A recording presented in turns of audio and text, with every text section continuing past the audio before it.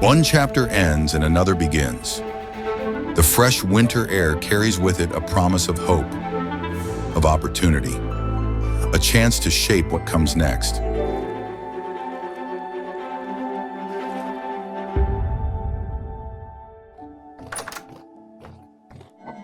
Even after a full night's rest, my mind lingered on the Resonance archives and the alchemist. I needed to visit the treasure hunter and report my findings.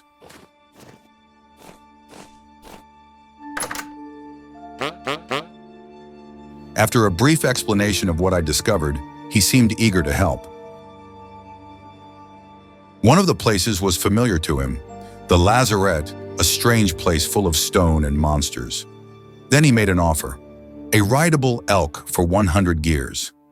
I showed him the artifact I'd taken from the Eidolon, and his eyes lit up. If I gave it to him, he'd cut the price in half. First, though, I'd need a saddle and bridle. The lazarette lay nearly 15,000 blocks to the west. Attempting a trek of that magnitude in the winter would be pure folly. As much as the place intrigued me, a month or two of preparation at the homestead was in order. I passed by the ruined outpost on the way and figured it was a good place to start gathering building materials for my next projects.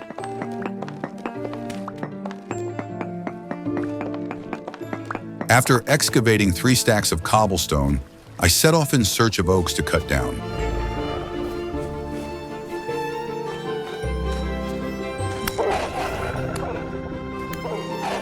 In the meantime, any wild animals I could skin would help with crafting the saddle and bridle for the elk. A clearing in the woods revealed an interesting find, a pink apple tree. This specimen, however, didn't yield any cuttings. I'd have to check whether it bloomed again in spring.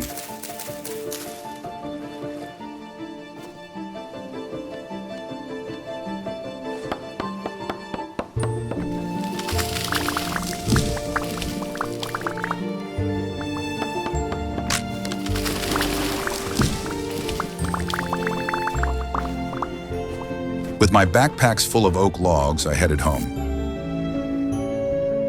Upon returning, I realized the chickens hadn't been fed in nearly a week. Thankfully, the poor creatures hadn't starved yet.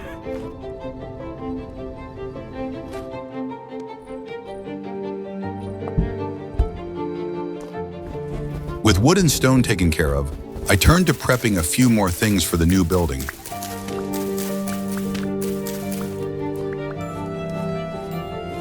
Using grass and clay, I formed mud bricks to be used for the floors.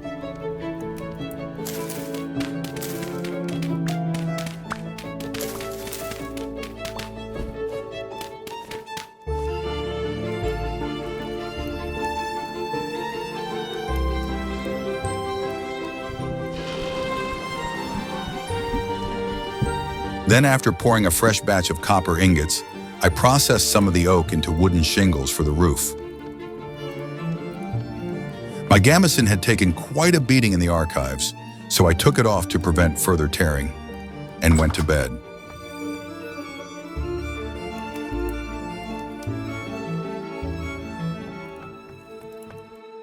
The weather was calm the next day, so I began construction right away.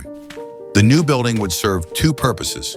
First, a space for food processing, with plenty of room for barrels to pickle, ferment, and cure.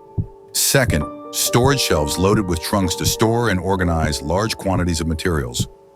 With a rough design in mind, I started laying down the foundations. The pile of books I'd brought back from the archives included 4 new full-length series of accounts. The first series, titled Admirer of the Miller, was the memoir of a cowherder's daughter. It was a sweet, romantic account of her encounters with the miller's son. Over the course of a year, they developed a bond, getting to know each other through a shared appreciation for the little things, drawing, poetry, and simple moments. Their blossoming connection was sadly cut short when evacuations began in the villages. She never saw him again and was left with only an acorn necklace to remember him by. So many beautiful stories, cut painfully short by the apocalypse. The second series was titled The Patronage of Tybalt Amaro. It was a transcript of a bell recording by Tybalt himself. cousin to the king and viscount of an unnamed domain. He used the bell to record his thoughts. At first, his entries were filled with skepticism toward the strange new devices circulating among the nobility. But curiosity soon got the better of him, and he invited a so-called inventor from the Orient to stay at his estate. During his stay, the inventor, Dastan, introduced Tybalt to a number of contraptions, though none made much of an impression. Just as Tybalt's patience was wearing thin, Dastan finally delivered. He had constructed a peculiar machine from fabric and scaffolding. They brought it to a nearby hill where Dastan rode it down like a cart. To Tybalt's astonishment, the contraption began to lift, gliding into the air. At a loss for words, Tybalt showered the inventor with praise and every comfort his estate could offer. Together, they eventually settled on a name, the Wings of Farah. A postscript to the book reveals that no further records of Tybalt, Dastan, or the device have been found. However, fragmented documents from other sources suggest mechanical wings of some kind may have existed. Although these books were fascinating, I was slightly disappointed not to find any mention of Jonas Fawkes or the apocalypse itself. I set aside the 2 remaining books for another time.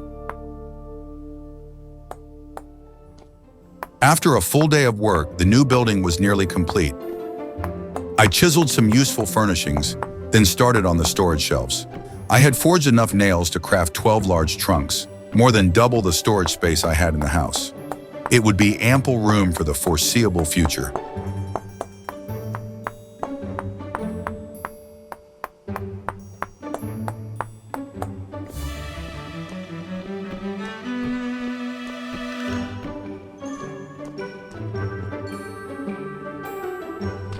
With the shelves built, I moved on to the finer details.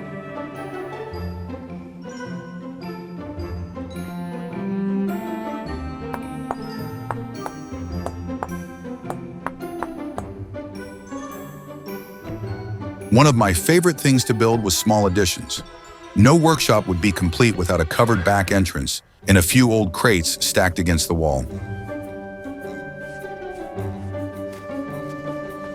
To tie everything together, I needed stone paths. It was time to open up the mine a bit more and see what I could find.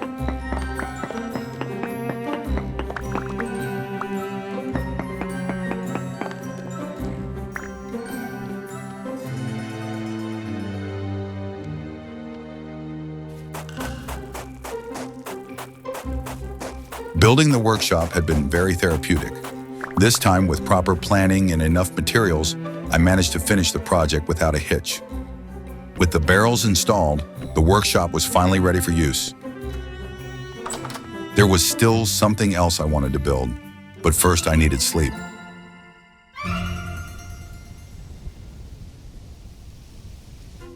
I woke to the pleasant sound of chirping in the yard. The 3 little chicks had finally hatched and were happily waltzing around the barnyard. It was heartwarming to see the chickens thriving, even through the cold months. Soon the snows would melt, and I could begin growing crops. The field I'd made last year was spacious but primitive, and I could always use more farmland. I headed out to the lake to gather more medium fertility soil.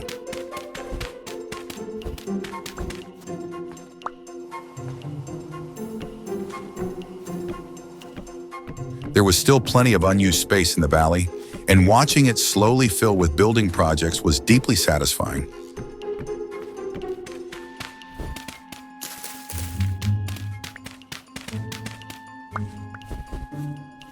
The new field wasn't going to be massive, but I wanted to try a more intentional design.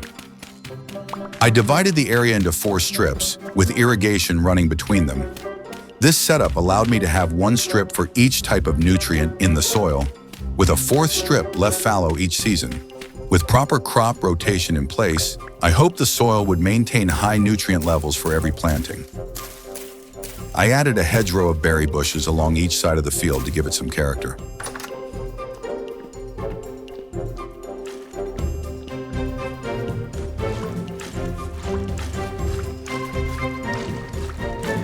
Once the irrigation channels were filled, I tilled the strips, readying them for planting come spring.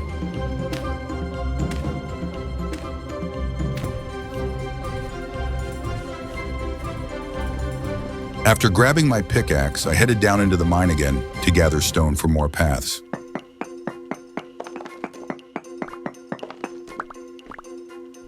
Laying down paths across the entire homestead would take time, but tackling it in small stints felt more manageable.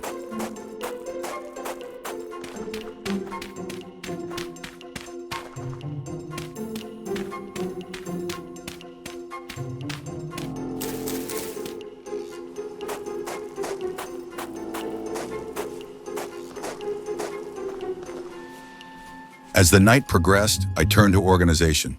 Items that saw little use in the house trunks were moved to the workshop, clearing space for more day-to-day essentials. One contraption I'd stumbled upon in the survival handbook was the fruit press. It required a metal rod, so I loaded up another batch of copper. While it was smelting, I kept reading the handbook. The final tier of metallurgy, steel, had caught my interest.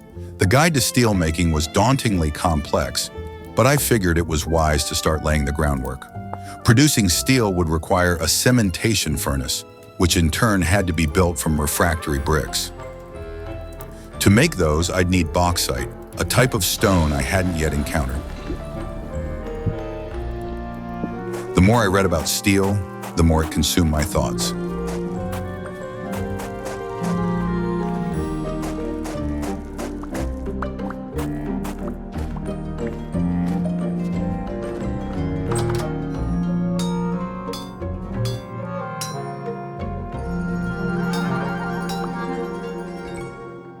After forging the copper rod, I crafted the fruit press and picked out a spot for it in the new workshop.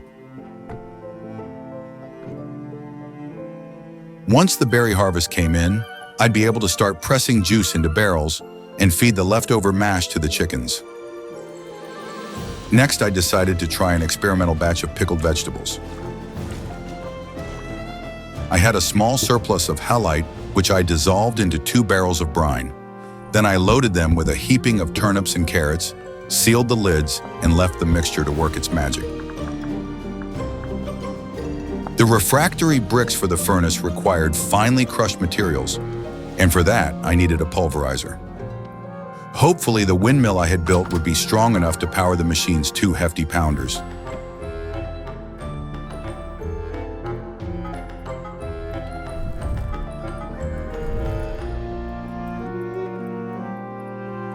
I forged an iron plate for the pulverizer's toggle, along with 2 iron caps for the pounders.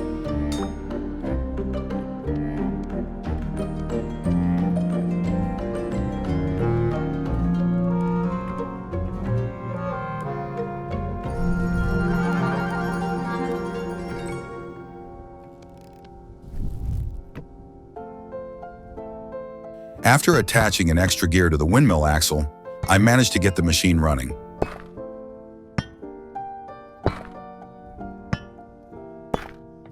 It quickly dawned on me that manually feeding the pulverizer would take way too long. I needed to find a way to automate it somehow.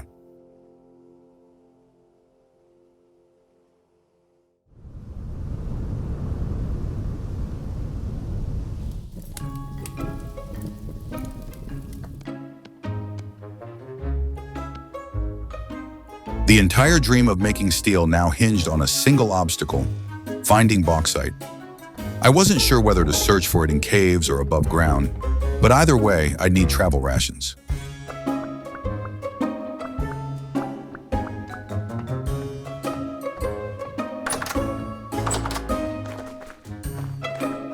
I decided to head east, as it was the least explored direction so far.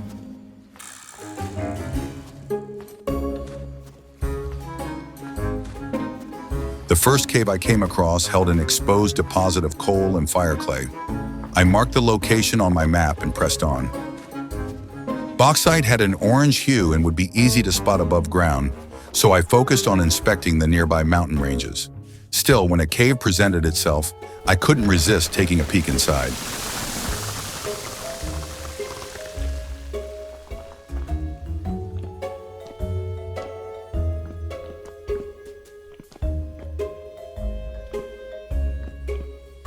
The second lucky find was borax.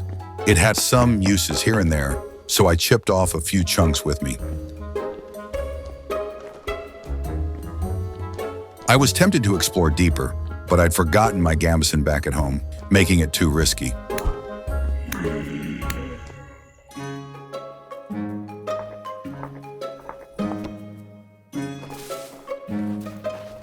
The sandstone mountains seemed like a natural place to find the orange rock. No such luck, but I managed to grab some exposed tin ore from a cliff face.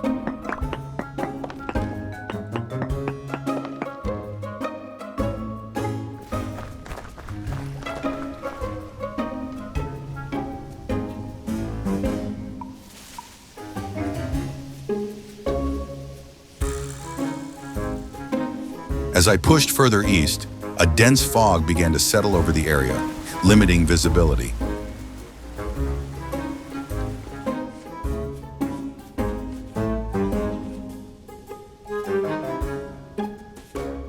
Eventually, I found my way into a gently sloping cave. Carved into the stone, I discovered a chamber. Within it was a familiar apparatus, a translocator, rusted and missing a couple of gears, but otherwise in decent shape.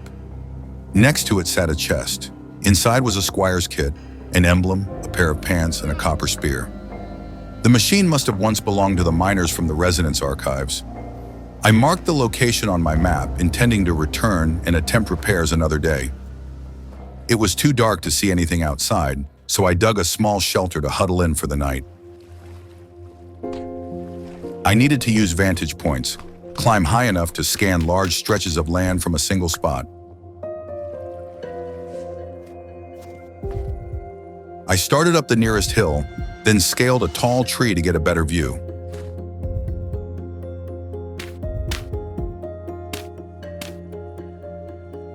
In the distance, I spotted a lone trader's wagon. As the sun climbed higher, I resumed scanning the horizon. Then I saw it, just a glimmer of orange tucked among the trees. I almost couldn't believe it, a tiny patch of exposed rock. I never would have noticed it without the elevation.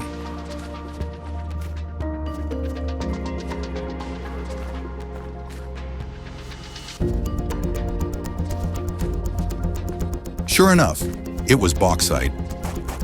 I pulled out my pickaxe and got to work.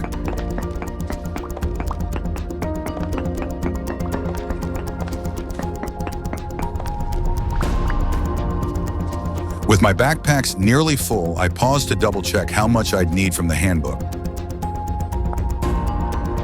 7 stacks would do. I rushed home, thrilled with the find.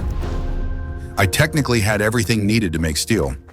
I ran up to the pulverizer, only to remember it could only handle 2 stones at a time.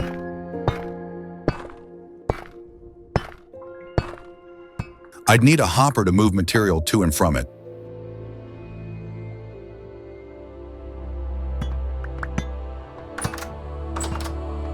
Slightly deflated, I fired up the forge once more. In theory, I'd be able to link an input and output chest to the pulverizer and have it pound away at the bauxite through the night.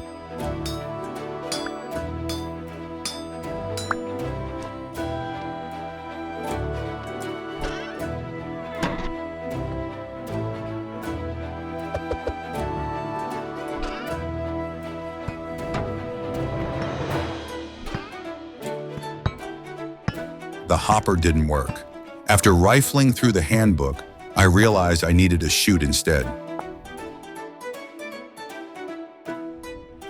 Fortunately, the hopper wouldn't go to waste. It could still handle the machine's output.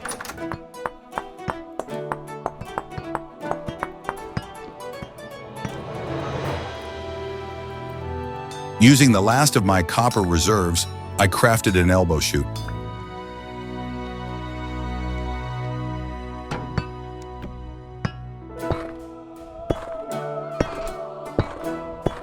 Finally, the contraption worked as intended.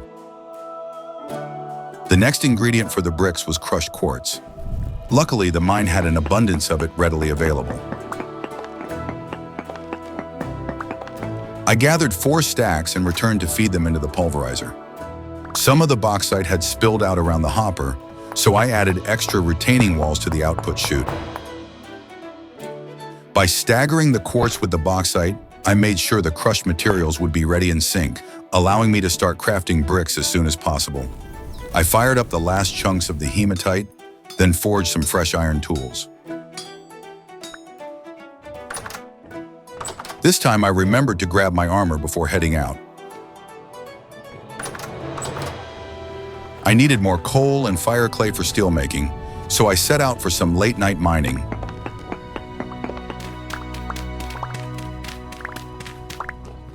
After making a serious dent to the newfound deposit, I returned to the homestead.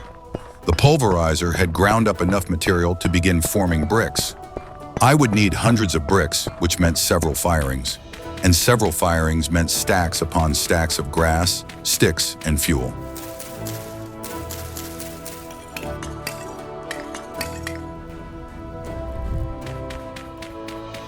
I had my work cut out for me.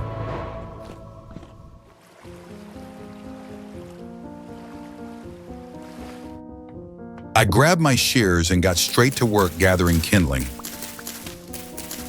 Just as I was getting started, I felt a temporal storm approaching. With the defensive bunker working as well as it had, I wasn't too pressed for time.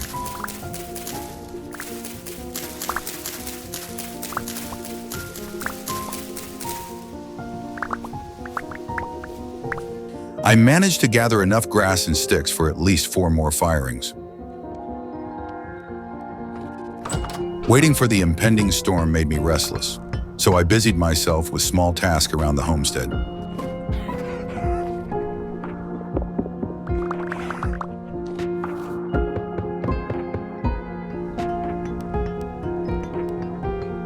Before long, the familiar red mist crept into the valley. I stood vigil at the door, waiting for the monsters to phase in.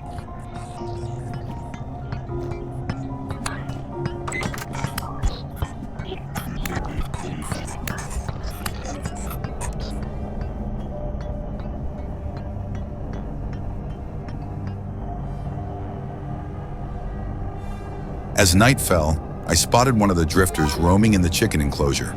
I couldn't let that stand.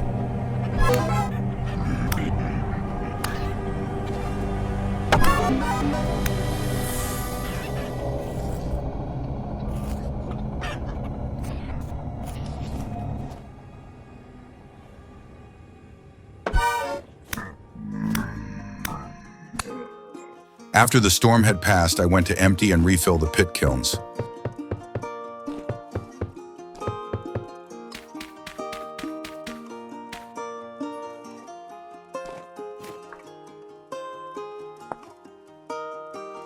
The brick components of the cementation furnace would also need mortar. I ground up some lime, baked in the fireplace, then mixed it with water and sand.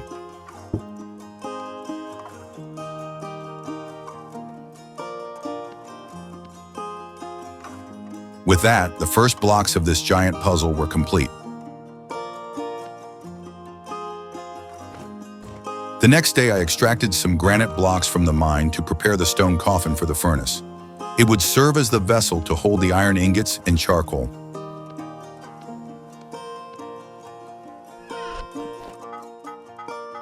I dreaded the next step, saying farewell to my hard-earned stockpile of iron ingots. The furnace required an iron door, and that meant 6 plates.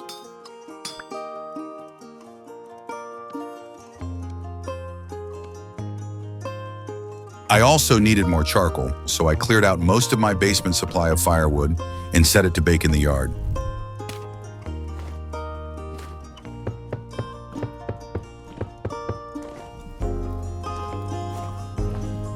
With 2 batches of bricks, I had 30 building blocks, almost half of what the handbook specified. Just a few more days and I could set up the furnace. But I only had 10 iron blooms, and the steel furnace required 16 ingots per firing. The only way to stay on pace was to return to the cursed cave and mine more iron.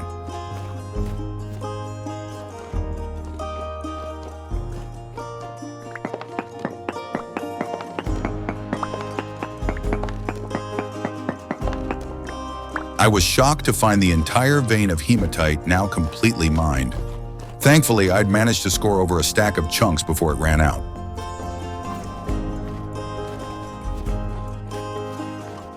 On the way back, I also brought down a few boars.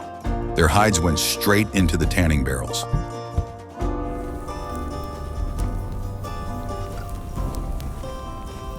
February had been an incredibly industrious month. The hard part was finally over. I was ready to relax.